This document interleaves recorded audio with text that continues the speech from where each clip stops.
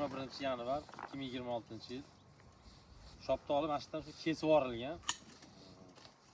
Cho'rguch sxemada ekilgan JF 677 zavodskiy ko'chat Turkiyadan kelgan. Bu yerda abreskada kuchli kesib yo'qotib qo'yilgan. Odatda intensiv ko'chatlarda, zavodskiy ko'chatlarda bunaqa abreskalari chashkasimon yoki shunga o'xshagan bo'lmaydi. Imkon qadar tomchilatib sug'orishga ekishlarini maslahat beraman, chunki sug'orish tizimi oddiy ko'chatlarnikidan tubdan farq qiladi. Bular unaqa suvni ko'p talab qilmaydi. Payvandagi juda ham baquvvat bo'lgani uchun mevani bemalol yetiltira oladi. Hozir buni imkon qadar to'g'irlashga harakat qilamiz. Liderli sistemaga olib o'tishga harakat qilamiz. Bu 1 yil mobaynida o'tib ketmaydi, 2-3 yil davomida o'tib ketadi. Kuzatib boringlar. Podpisatsiya tugmasini ezib qo'ying. Zero sizga ham kelajakda kerak bo'lib qolishi mumkin. Shunaqa patak o'rnidan chiqib ketgan joylarda daraxtlar to'g'irlash uchun. Bismillah. Birinchi navbatda oraliqni ochamiz. Oraliqni ochib quyosh nurini ichkariga olib kirish kerak bo'ladi. Sabab quyosh nurini ichkariga olib kirmasangiz, mana yaqinroqdan olib ko'rsating mana. Ichidagi meva kurtaklarda hammasi tuga bo'lgan mana. E'tibor berib ko'rishlar mumkin. Tugagan, qurib, mana qurib tugagan. Hech narsa mevasi qolmagan bu.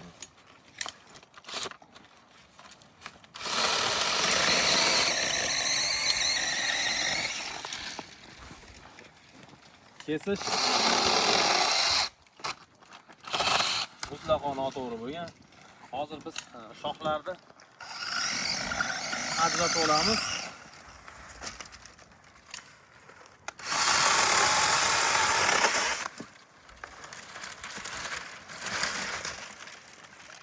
Bu yerda aslida agar bu bolalik davridan mutaxassis yordamida kesilgan bo'lganda bitta shox bitta liderdan iborat bo'lgan bo'lardi. Hozir endi buni bitta shoxga bitta lider soladigan bo'lsak, bu yerda 3 ta 2 ta daraxtda shox qolyapti xolos. Endi bu holatda qanday vaziyat, bu vaziyatda qanday holat ish qilinadi? Bu holatda hozir buni bitta liderga oladigan bo'lsak, meva mutlaqo yo'qolib qoladi.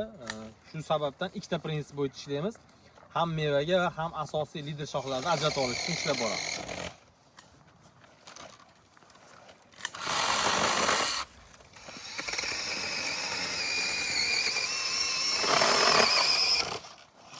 Yon tomondagi shoxlarni imkon qadar qo'ymaslikni maslahat beraman.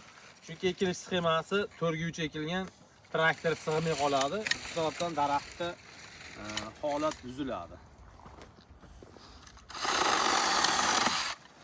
Quyosh nurini daraxt ichiga olib kirilganda, quyosh nuri kirgan daraxtda ichkaridan meva kurtaklarni yangitdan shakllantirsa bo'ladi, agar uni yoshi 6 yoshgacha bo'lgan holatda bo'lsa. Bir-biriga qarab o'tgan shoxlar olinadi. Diqqat bilan e'tibor berib tursalaring. Bu sizlarga ham kerak bo'ladi. Ko'pchilikda odatda uyida daraxti bo'ladi, shunaqa shoftoli, o'rik, gilos daraxtlari bo'ladi. Oddiy ularda ham xuddi shunaqa holatda abreska qisalaring bo'laveradi. Shoxlarni yakkalab boramiz. Oraliqda eng kamida 40-50 sm qo'yishlarini maslahat beraman. Mana shoxlar olingan sari daraxt orasi ochilib boradi.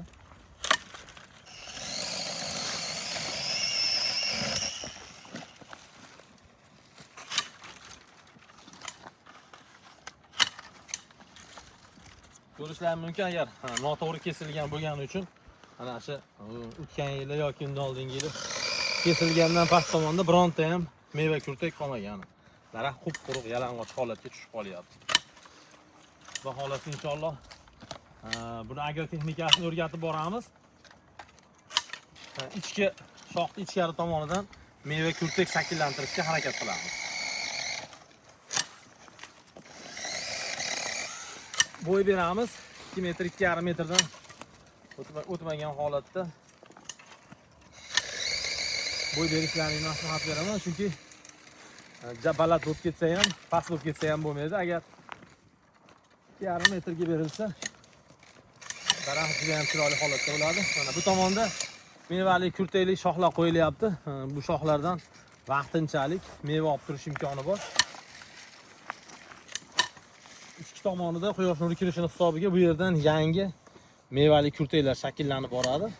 Shuni hisobiga 1 yil, 2 yil davomida daraxtni to'liq mevali shoxlar bilan to'ldirishimiz mumkin.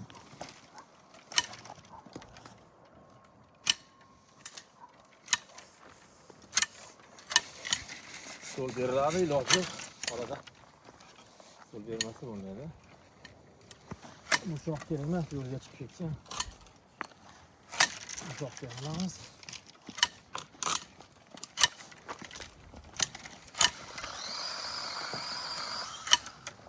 Beramiz. E'tibor berib ko'rishlari mumkin. Bu tomonda ichkaridagi faqat ishlashi mumkin bo'lgan butun shoxlar qo'yilyapti, lekin juda ham ko'p shox qurib ketgan. Bu daraxtimiz hozirgi paytda taxminan 10 kilo, 12 kilo atrofida meva olishi mumkin. Sabab har bitta qo'yilayotgan yon bakovoy shoxlarda 4 tadan meva qo'yganimizda har bir shoxda 800 grammdan meva olish imkoni bo'ladi. 800-600 grammdan. Aytaylik, bu shoxda 1, 2, 3, 4, 5 ta bor. Bu yerda 5 ta, mana bu yerda ham mana 3 ta, 4, 5, 6, 7 ta pastki bakovoylar bilan 10 kilo, 12 kilo atrofida xuddi shu daraxtdan meva olish mumkin. Keyingi o'tamiz.